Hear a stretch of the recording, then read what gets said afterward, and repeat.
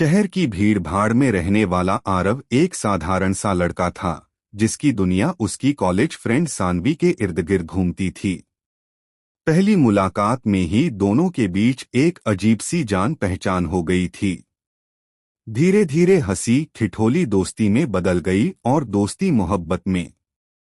सानवी की मुस्कान आरव के लिए सबसे बड़ी ताकत थी।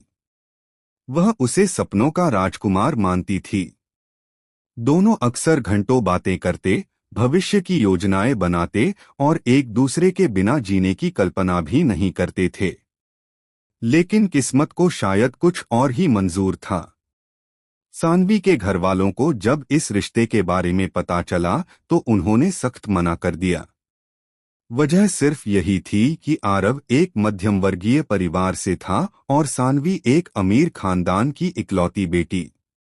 दोनों ने बहुत समझाया, रोए, लेकिन रिश्तेदारों के सामने उनकी मोहब्बत बेबस पड़ गई।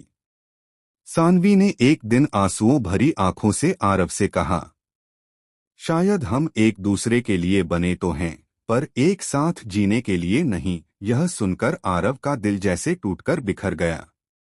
उसने कई बार सानवी को मनाने की कोशिश की, पर हालात और दबाव के सामने उनकी मोहब्बत हार गई। कुछ महीनों बाद सानवी की शादी परिवार की मर्जी से किसी और से हो गई।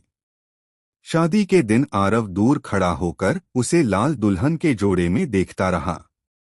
उसकी आंखें भर आईं, लेकिन होठों पर एक हल्की मुस्कान थी, मानो वह कह रहा हो, तू खुश रहे।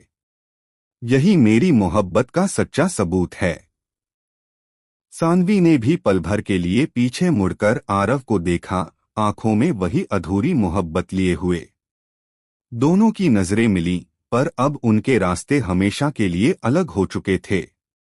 उस दिन के बाद आरव की जिंदगी में सिर्फ यादें रह गईं, सानवी की हंसी, उसका साथ और वो अधूरा प्यार।